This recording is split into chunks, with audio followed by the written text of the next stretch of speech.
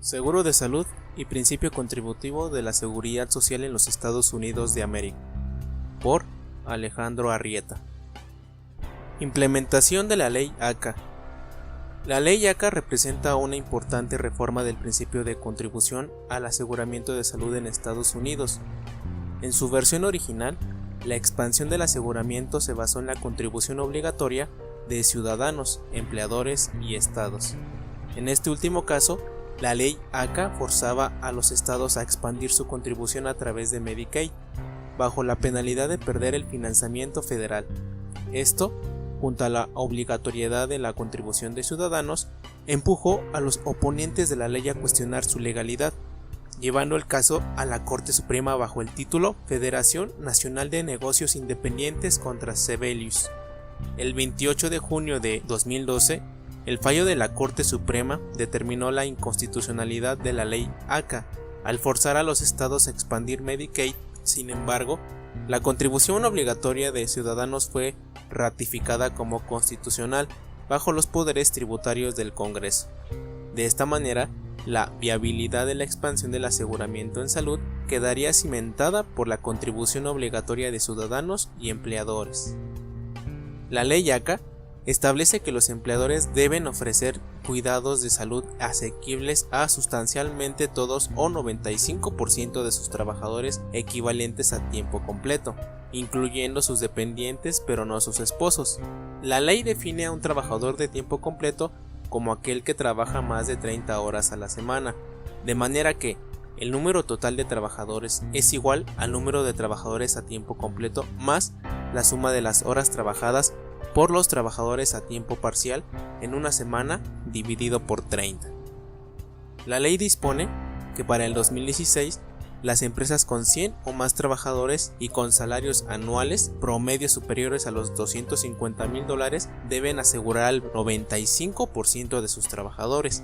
Las empresas con 50 a 99 trabajadores deberán empezar a asegurar a sus trabajadores de tiempo completo, mientras que los pequeños negocios con menos de 50 trabajadores no son afectados por la ley.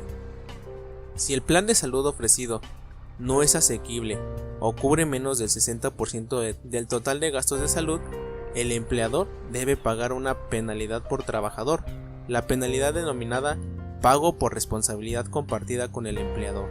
Establece que a partir del 2016, las empresas con 50 o más trabajadores deben pagar $2,000 por cada empleado que no reciba seguro a través de la empresa, estando los primeros 30 empleados sin cobertura exceptuados de esta penalidad. Sin embargo, si un trabajador compra un seguro de salud individualmente a través de los mecanismos de mercado constituidos por la ley, el empleador debe pagar una multa de $3,000 por aquel trabajador. Los mecanismos de mercado establecidos por la ley ACA, también conocidos como bolsa de seguros médicos, agrupan diferentes planes de seguros que individuos y empleadores pueden adquirir a los mejores precios posibles. Las empresas con menos de 50 trabajadores pueden también obtener planes grupales en la bolsa de seguros médicos, especialmente diseñados para pequeños negocios. Las empresas con menos de 21 trabajadores y con promedio de salarios anuales menores a $50,000 pueden ayudar a financiar la prima de seguro de sus trabajadores al recibir créditos fiscales que representen ahorros de hasta 50% en el costo del seguro. La ley ACA obliga también a la mayor parte de ciudadanos a adquirir como mínimo un seguro de salud básico o a pagar una penalidad tributaria. El mandato individual entró en vigencia el 1 de enero de 2014. La penalidad denominada pago por responsabilidad compartida con el individuo es el máximo entre un monto fijo y un porcentaje del ingreso. La penalidad anual en el 2015 es el mayor de $325 por adulto y $162.50 por niño, hasta $975 por familia o el 2% del ingreso familiar. La contribución obligatoria no contempla únicamente penalidades, sino que también otorga ciertos beneficios y subsidios para aquellos con ingresos de entre 100% y 400% de la línea de pobreza federal. La ley otorga créditos fiscales por la compra de primas de seguros. Para aquellos con ingresos de entre 100% y 250% de la ley considera también subsidio sobre las primas adquiridas en la bolsa de seguros médicos. Para aquellos con ingresos inferiores al 138% de la ley se permite calificar a Medicaid siempre y cuando residan en alguno de los estados que expandió el programa. Finalmente, la ley contempla cerca de 20 excepciones a la obligatoriedad del seguro de salud o la penalidad anual, como son aquellos individuos con ingresos suficientes bajos como para no declarar impuestos o aquellos ingresos por debajo del 138% de la ley y que no son exigibles a Medicaid porque el estado donde reside no expandió el programa o aquellos cuyo 8% del ingreso es menor al seguro con el precio más bajo en la bolsa de seguros médicos. Incluye también miembros de una tribu india, personas que califican a excepciones religiosas y personas encarceladas. La excepción a la obligatoriedad del seguro también incluye a los inmigrantes indocumentados, los cuales son inelegibles tanto a los subsidios en la bolsa de seguros médicos como a Medicaid. En total, se estima que las 30 millones de personas menores de 65 años que no tendrán seguro de salud en el 2016, 23 millones, 76.7%, calificarán para unas o más excepciones. Se espera que solo 3.9 millones de personas, el 8.7%, paguen la penalidad en el 2016 como resultado de no tener seguro médico. Dos excepciones generan brechas significativas en la cobertura de seguros. Primero, la excepción para personas de bajos ingresos por debajo del 138 de la ley que residen en estados que no han expandido Medicaid, y el segundo, la excepción o, para ser más precisos, exclusión de los inmigrantes indocumentados. Ambas limitan la efectividad de la ley ACA en su objetivo de proveer aseguramiento universal en los Estados Unidos. Tras el fallo de la Corte Suprema en el 2012, en el que se declaró la inconstitucionalidad de la orden federal forzando la expansión de Medicaid a nivel estatal, muchos estados optaron por salirse del esquema planteado por la ley ACA, dejando a sus ciudadanos fuera de la protección de la ley. A inicios de 2015, 28 estados más el Distrito de Columbia han expandido Medicaid. 5 estados están considerados su expansión y 17, incluyendo Florida y Texas, han decidido no expandirse. En estos últimos estados, la brecha de cobertura sobre aquellos ciudadanos de bajos ingresos que no califican a Medicaid es cuantiosa. A inicios del 2015, el ingreso medio para ser elegible a Medicaid en los 22 estados que aún no se han expandido a este es del 46% de la ley, es decir, 3 veces inferior al límite propuesto por la ley ACA. Además, en 21 de los 22 estados que aún no han extendido Medicaid, la elegibilidad solo considera a padres de familia, dejando de lado a un importante número de adultos sin hijos. Muchos de los individuos y familias en la sección sin cobertura de la protección diseñada por la ley ACA son familias con algún trabajador, el 66%. Sin embargo, el 51% de estos trabajadores están empleados en un negocio con menos de 50 trabajadores y por lo tanto no reciben seguro de salud basado en el trabajo.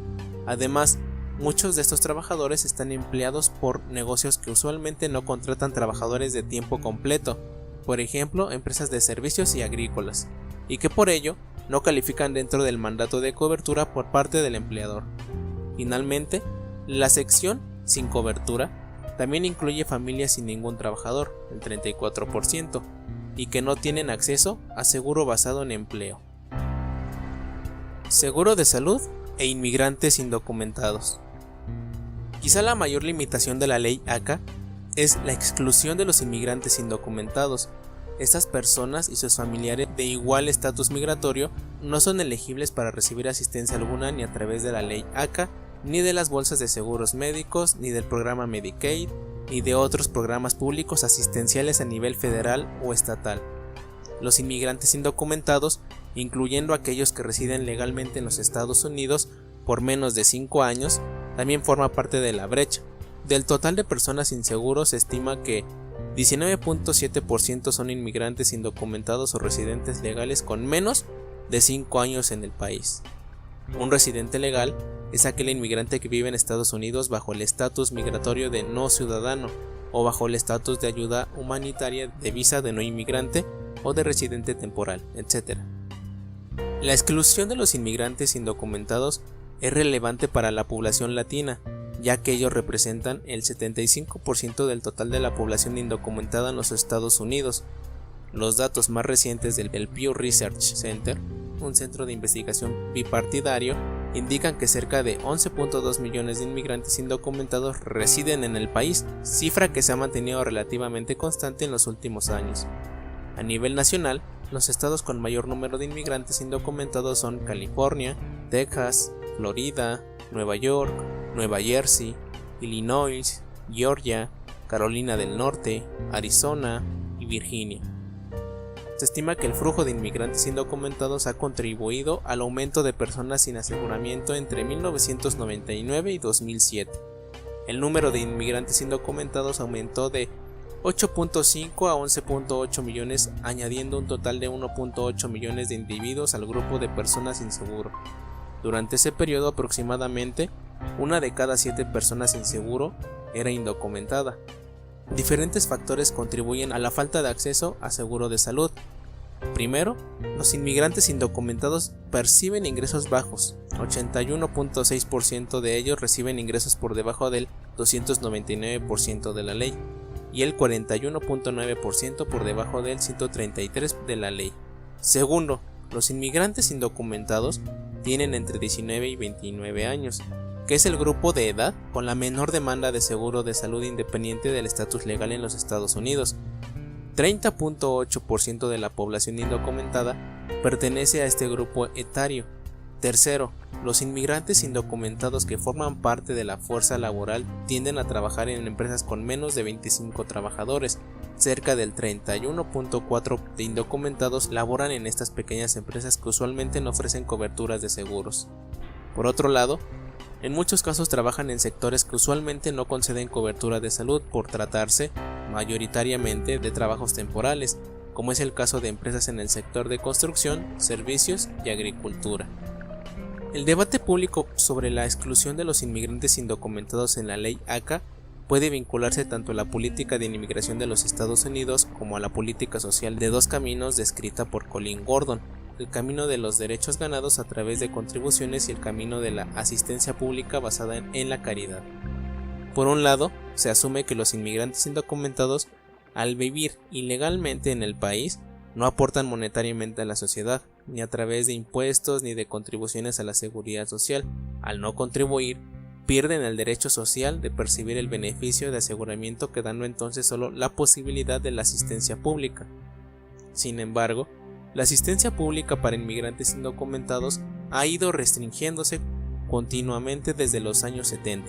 La política anti-inmigratoria ha incluido la asistencia pública, entre ella el acceso al seguro salud, como parte de su agenda. La exclusión de los indocumentados a los programas de asistencia pública busca tanto desalentar la llegada de nuevos inmigrantes al país como penalizar la ilegalidad de esta inmigración. En ese sentido, la exclusión de beneficios de salud tanto por Medicaid como por la ley ACA puede ser entendida como avances en la agenda anti-inmigracionista de los Estados Unidos.